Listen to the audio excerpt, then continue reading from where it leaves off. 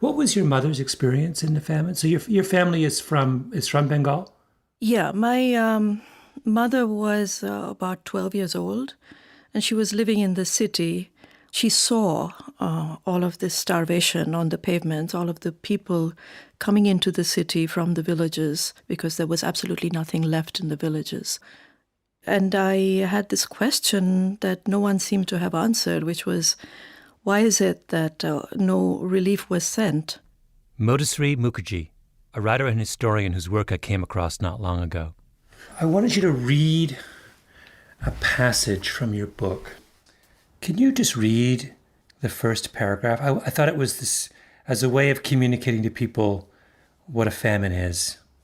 In Shapurapota village of the 17th Union of Panchkura Thana, a Muslim weaver was unable to support his family and, crazed with hunger, wandered away. His wife believed that he had drowned himself in the flooded Kashai River. Being unable to feed her 2 young sons for several days, she could no longer endure their suffering. She dropped the smaller boy, torn from her womb, the sparkle of her eye, into the Kashai's frothing waters.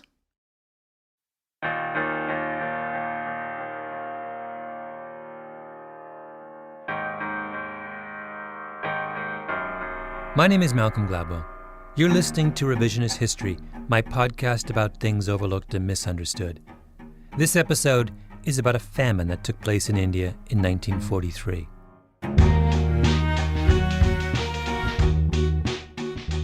Famines are the immediate result of things like droughts and crop failures, acts of nature. But their cause is invariably human. Wars, misguided policies. Right now, as I'm recording this, Venezuela is facing a malnutrition crisis. A country with vast oil wealth in one of the most fertile corners of the world doesn't have enough food. Humans caused that, not nature. So what was the human cause of the Bengal famine of 1943? I think it was a friendship. But that's a much more complicated story that begins on the other side of the world. It is my great privilege to welcome Sir Charles back to our community and to present him to the audience in Cambridge tonight. Sir Charles.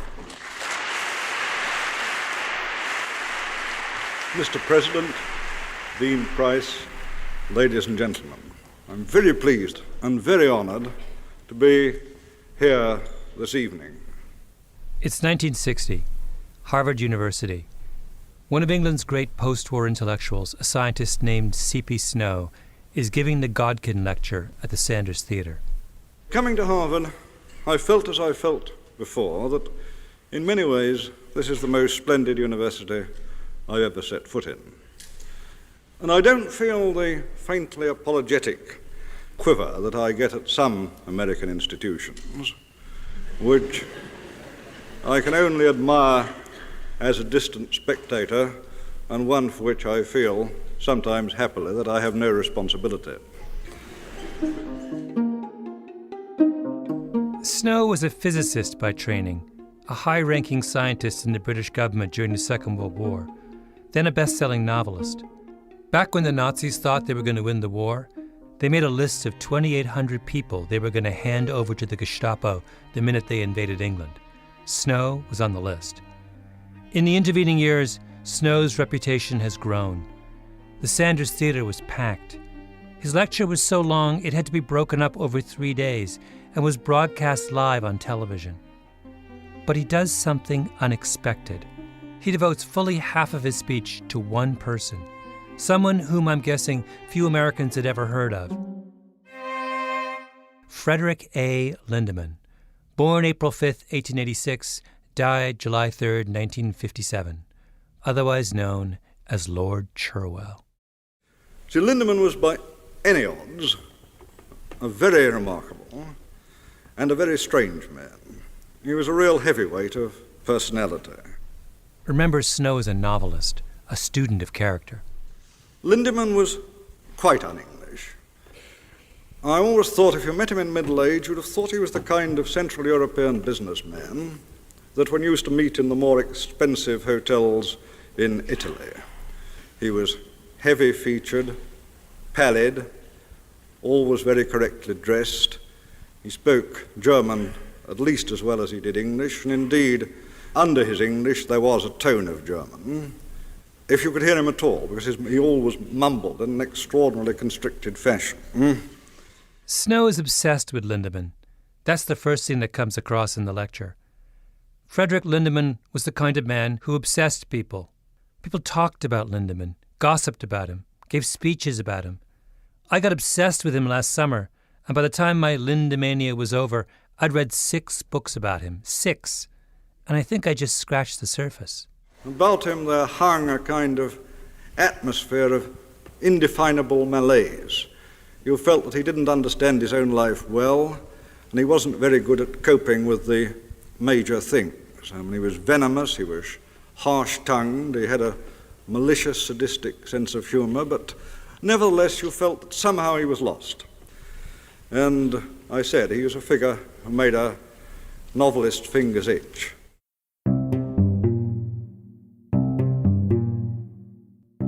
Lindemann was born in Germany. His father was a wealthy German engineer.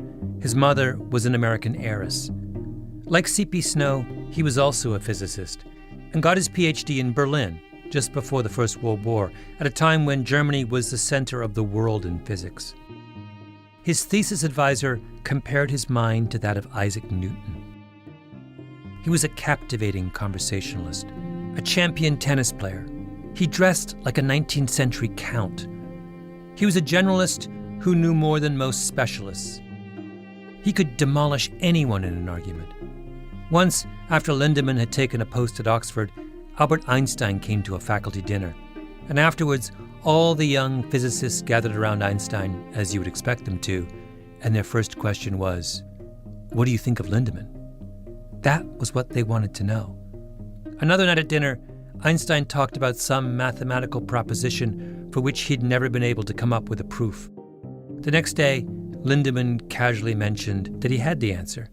He figured it out in his bathtub. You can see why everyone was so obsessed with him. He impressed us immensely because he was very much a man of the world. This is a friend of his, George Thompson. He was a striking person to look at, tall, slim, dark. Young kind people said he looked like Mephistopheles. I think this is not perhaps quite fair to him. I think he was the most exciting person to talk physics to that I have ever talked to. Even Lindemann's valet sung his praises when he was interviewed by the BBC. In 32 years, so closely with him, never once seen anything slightly, even remotely suggesting impropriety. There was one occasion when he was showing some films to a lady, and he was perspiring, and he walked behind the curtain to mop his brow. But Lindemann was also profoundly eccentric. He played tennis with a shirt buttoned to the neck, long sleeves fastened at the wrist, thick black rib socks, and white boots. People who wore shorts disgusted him. Lindemann's family was eccentric as well. He had a brother named Seppi who lived in style on the Riviera with 2 Rolls Royces. One was white and driven by a black man. The other was black and chauffeured by an albino. I'm not making that up. In his lecture, C.P. Snow spends an unusual amount of time just talking about Lindemann's diet.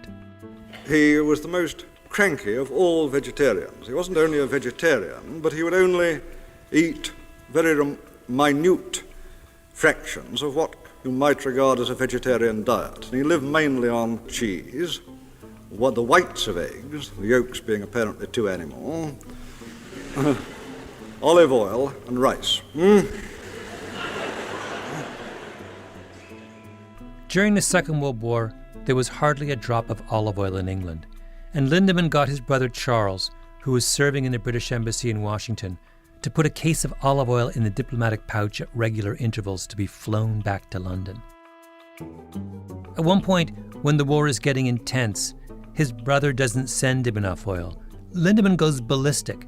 "Tell Charles I can only suppose that he attaches no value to what I'm trying to do in the war effort, that he would as soon have me go to bed.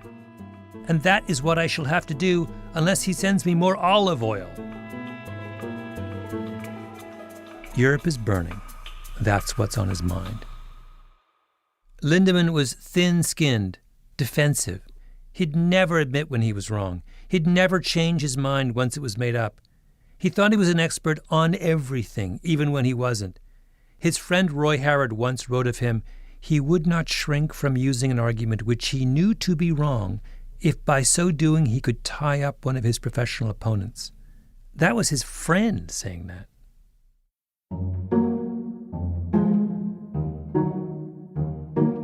C.P. Snow remembers one New Year's Day with Lindemann in Oxford. The British Crown had just published its honours list, people who were being recognised with knighthoods and ladyships. I remarked innocently enough that the English honours list must give much more pain than pleasure, because obviously the people who were left out were much greater in number than the people who were in. And Lindemann's face lit up. He got a very sombre, heavy face with very sad brown eyes. Well, these brown eyes sparkled with savage glee, and he said, "Of course it is. It wouldn't be any use getting an award if one didn't think of all the people who were miserable because they hadn't managed it."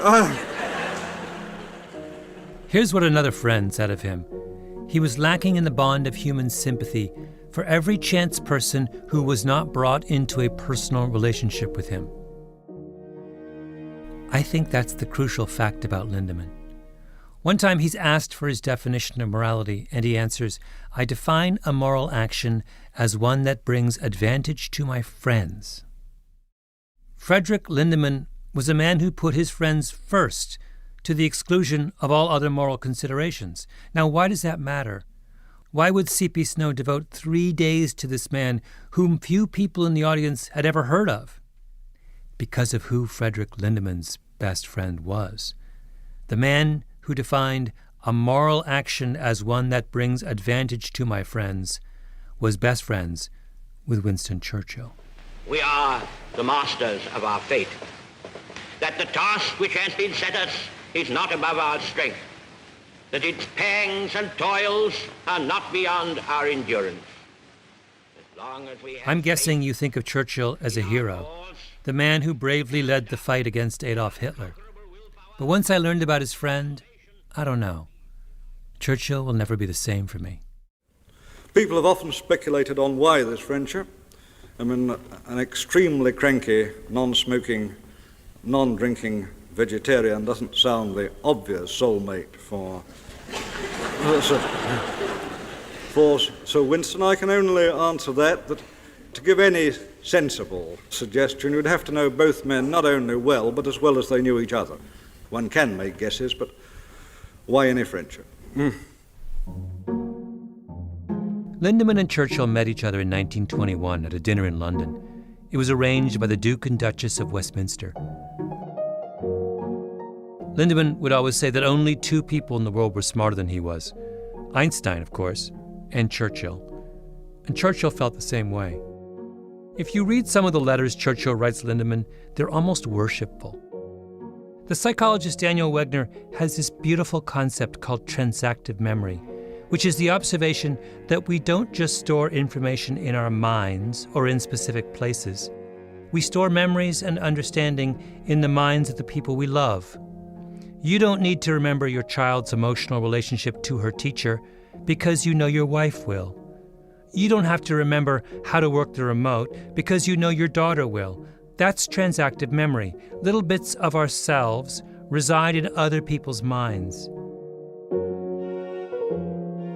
You know when one half of a long marriage dies and the surviving partner says that some part of them has died along with their spouse? Wegner has a heartbreaking riff about how that is actually true. When your partner dies, everything that you have stored in your partner's brain dies along with them. Churchill is in a transactive relationship with Lindemann. Think about it. Churchill is a man of the big picture, a visionary. He has a deep, intuitive understanding of human psychology and history. But he struggles with depression. He has mood swings. He's impulsive. He's a gambler. He has no head for figures. Throughout his life, he's always losing huge amounts of money on foolish investments. In 1935, Churchill spent the modern equivalent of $62,000 on champagne in 1 year. Within a month of becoming prime minister, he was broke, literally broke. Here we have a man of volatile temperament with no way to bring order to his life. So who does he become best friends with? Frederick Lindemann, someone disciplined, almost fanatically consistent, someone who ate the same 3 things every meal of every day, someone so naturally at home in the world of numbers that even as a child he would read newspapers and recite back reams and reams of statistics from memory. When Churchill becomes Prime Minister in 1940, just after the war breaks out, he takes Lindemann with him. First as scientific advisor, then he gets him a job in the War Cabinet as the Paymaster General. And Lindemann becomes a kind of gatekeeper to Churchill's mind. Over the course of the war, he writes Churchill 2,000 memos, basically one a day, double-spaced, large print, no more than a page or 2, reducing some complicated question to its essence. Lindemann travels with Churchill to international conferences. He dines with him. Lindemann never drinks unless he's eating with Churchill, who's a big drinker. Then he drinks. He goes to Churchill's country house on the weekends. People spot them at 3 a.m, sitting by the fire, reading the newspaper together. One time in Parliament, another MP criticizes Lindemann, and Churchill goes crazy. He says, "Love me, love my dog, and if you don't love my dog, you damn well can't love me." And that's high praise, because remember, to an Englishman of that generation, the only living creature you're allowed to show affection for is your dog.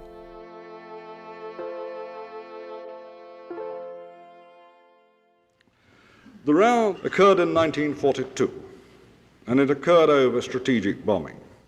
The heart of Snow's lecture is about an argument that took place at the highest reaches of British government. The question was, what was the best use of the Royal Air Force against the Germans? And it was quite right that the leaders of the West should be looking for anything which would play a serious part in the war. One school of thought says, let's use our bombers to support military activities, protecting ships against German U-boats, destroying German factories. The other school of thought argues that bombing ought to serve a bigger strategic purpose. In other words, let's use bombing to break the will of the German people. Let's make their lives so miserable that they give up. The UK's military leadership was fanatical about the virtues of strategic bombing. But Churchill was on the fence. So what did he do? He turned to Lindemann, of course, and asked Lindemann to do a formal study of strategic bombing's effectiveness. That's the sort of analytical question Churchill had always turned over to his best friend. And Lindemann says, let's look at the English cities of Hull and Birmingham, both of which were bombed heavily by the Germans. He analyzes the data, then writes one of his famous memos to Churchill. I'm quoting now from Lindemann's memo. Investigation seems to show that having one's house demolished is most dangerous to morale. People seem to mind it more than having their friends or even relatives killed. At Hull, signs of strain were evident, though only 1/10 of the homes were demolished. On the above figures, we could do as much harm to each of the 58 principal German towns. There seems little doubt that this would break the spirit of the German people. Strategic bombing is about making an all-out assault on the homes and the lives of German civilians, not soldiers, innocent people. There's a moment in Snow's speech when he stops because he can't believe, with the benefit of 15 years hindsight, that he was part of a government that thought that this was the right thing to do. What our descendants will think of us, I don't know. Will they think, as Roger Williams said of some Indians, that we were wolves with the minds of men? Will they think we resigned our humanity? But you won't find any of those kinds of considerations in Lindemann's memo to Churchill. It's very matter of fact. It's all about what the data says. Except for one thing. That's not what the data says. The Birmingham-Hull study reached the exact opposite conclusion that Lindemann did. It said that, and I'm quoting, in neither town was there any evidence of panic resulting from either a series of raids or from a single raid. Lindemann also makes estimates on how many German homes the British could destroy. Other experts in the government, critics of strategic bombing, point out immediately that Lindemann's numbers are ridiculous, 5 or 6 times too high, based on obvious errors. Doesn't matter. Remember what one of Lindemann's friends said? He would not shrink from using an argument which he knew to be wrong, if by so doing he could tie up one of his professional opponents. Lindemann wanted strategic bombing, so Churchill went ahead and ordered the bombing of German cities. No one had ever thought how these bomber forces were really to be used. It was just an act of faith. This was a way to fight a war. And I think it's fair to say that Lindemann was, with his usual extreme intensity, as committed to this faith as any man in England. So what happened? Most historians agree that strategic bombing was a disaster. 160,000 US and English airmen and hundreds of thousands of German civilians were killed in those bombing campaigns. Many of Europe's most beautiful cities were destroyed, and German morale didn't crack. The Germans fought to the bitter end. After the war, the Nobel Prize-winning physicist Patrick Blackett wrote a devastating essay where he said that the war could have been won 6 months or even a year earlier if only the British had used their bombers more intelligently. There should have been a proper debate about strategic bombing in the British War Cabinet. Numbers should have been scrutinized. Hard questions should have been asked. But how can you have a real debate against Churchill's best friend? Friendship comes first. That's the thing that makes friendship so powerful and beautiful. Except when your friend is feeding you falsehoods and your loyalty to him means that you can't see them. Churchill was a loner. He had no one in his life he loved except, I think, Churchill. Modusri Mukherjee. She's the voice you heard at the beginning of this episode, talking about a famine in India. She's a historian who wrote a book a few years ago called Churchill's Secret War. It's about what happened in the Indian province of Bengal during the war. The Churwell she's referring to is Frederick Lindemann. In 1941, Churchill gave him a peerage, Lord Churwell. Mukherjee prefers to call him by his formal name. When I got obsessed with Lindemann, Mukherjee's book was the last one I read, and maybe the most important. If you think of C.P. Snow's lecture as Chapter 1 in the Frederick Lindemann-Winston Churchill love story, Mukherjee's book is the final, depressing chapter. It was clearly the only person he ever loved in his life. There was no one else. India was still a British colony during the war, governed by a viceroy sent from England. Like all British colonial possessions, India was a major part of the war effort. They exported food for the Allies. They sent hundreds of thousands of soldiers to fight the Germans. The entire industrial production, the entire cloth production, wool, silk, timber, you name it, it was being used for the war. In wartime, countries operate right at the brink. And in late 1942, there's a kind of perfect storm in India's northeastern corner that pushes the region over the edge. First of all, the Japanese capture Burma, which sits on India's northeastern border. India used to import rice from Burma. Now they can't. The British are terrified that Japan will invade India, and so they order a scorched earth policy all along the northeastern border and coast. They destroy stocks of rice, boats, bicycles, anything they think that might help the Japanese if they invade. Then there's a cyclone, 20-foot storm surge, kills 30,000 people. The new rice crop is devastated. The government panics. They don't know how they're going to feed their troops, so they go into all the towns and start buying up rice. The price soars. Speculators step in and start hoarding rice. That's exactly how famines start. What you have is by the end of 1942, you have the Viceroy of India making fervent pleas to the War Cabinet in London for imports of wheat. The pleas go to Lindemann.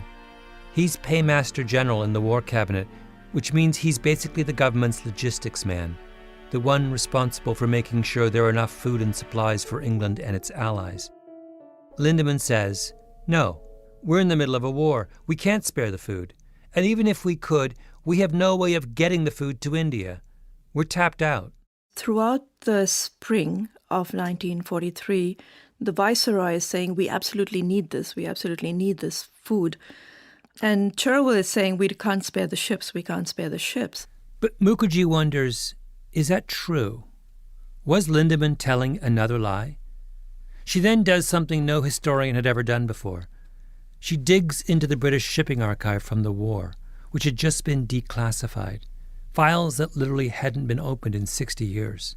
And she finds out that the British had lots of food in 1943, huge stockpiles, so much that the Americans, who were the source of a lot of that food, got suspicious that the British were hoarding surplus wheat to sell when the war was over. And what about the UK's supposed shortage of boats? Mukherjee says there was one at the beginning of 1943, when German submarines were still wreaking havoc in the Atlantic, but not by the end of that year. The U.S. starts sending over so many ships that by late 1943, when the famine in Bengal is at its height, there's actually a surplus of boats on the Allied side. In fact, in 1943, the British actually start shipping wheat from Australia up through the Indian Ocean. Just not to India. There'd be 18 ships loading with wheat and wheat flour over in September and October, and not one of them were going to India.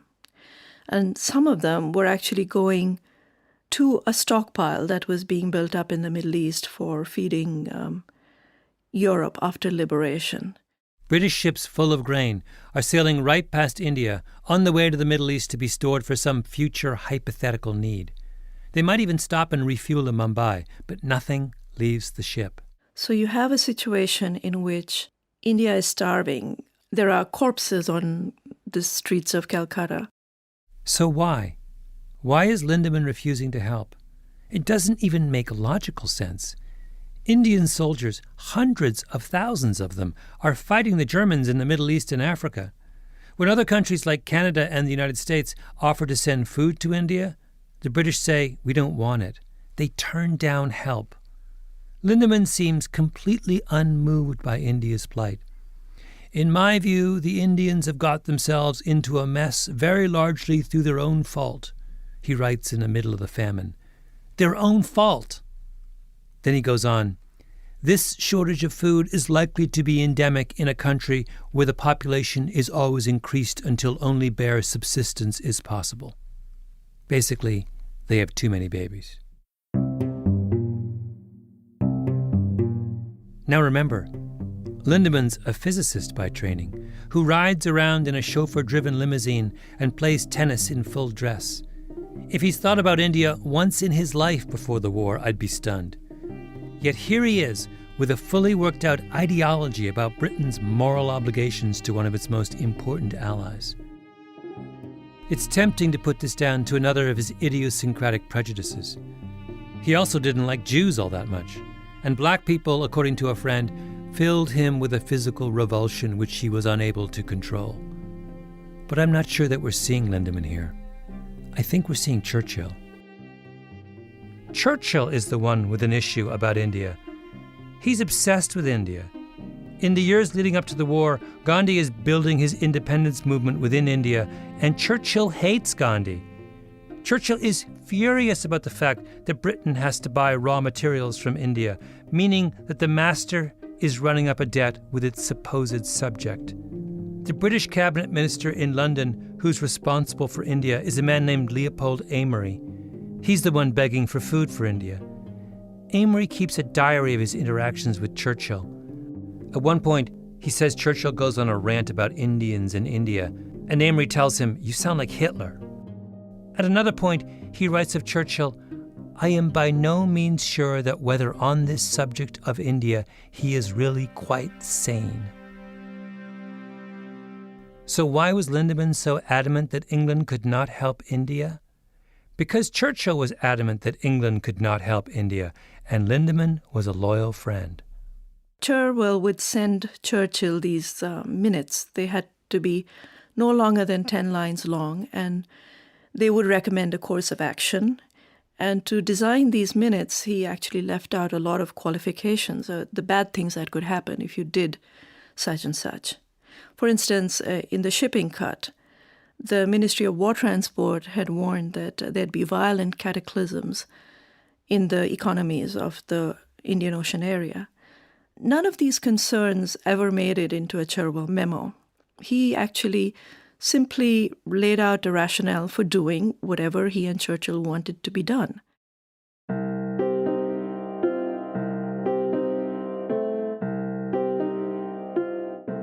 Why don't we spend more time thinking about friends of politicians?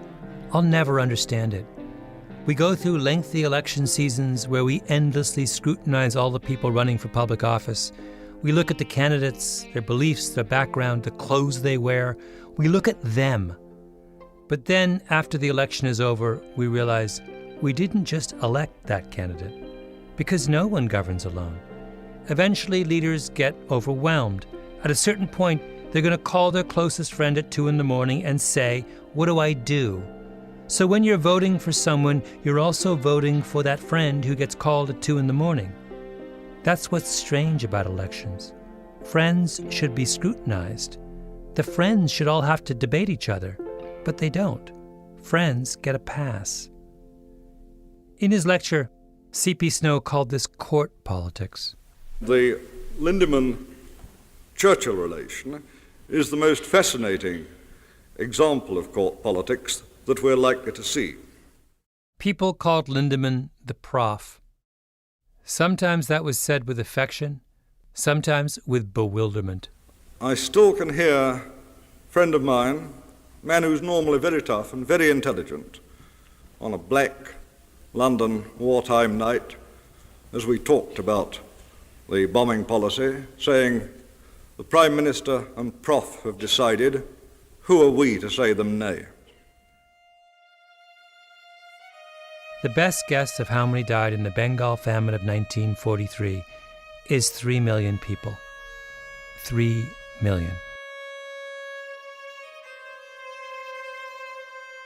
After the war, the British government held a formal inquiry into what happened, but the investigation was forbidden to consider, and I'm quoting, Her Majesty's government's decision in regard to shipping of imports. In other words, they were asked to investigate the cause of the famine without investigating the cause of the famine. Churchill's 6-volume History of the War was kind of a primary reference for historians of at least a generation. He made no mention of the famine. It just sort of got one mention in an appendix. In 6 volumes, there is one mention in an appendix of the famine? In a document that makes it into the appendix, yes. There's no mention of it. In fact, what he says instead is that India was carried through the struggle on the shoulders of our small island. No one in London was interested in telling the real story of what happened. And Churchill and Lindemann had no interest in talking about it either.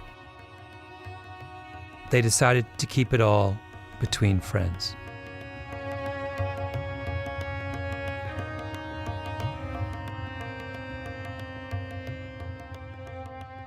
Revisionist History is produced by Mia Lobel and Jacob Smith with Camille Baptista, Stephanie Daniel, and Xiomara Martinez-White. Our editor is Julia Barton. Flawn Williams is our engineer. Original music by Luis Guerra. Special thanks to Andy Bowers and Jacob Weisberg at Panoply. I'm Malcolm Gladwell.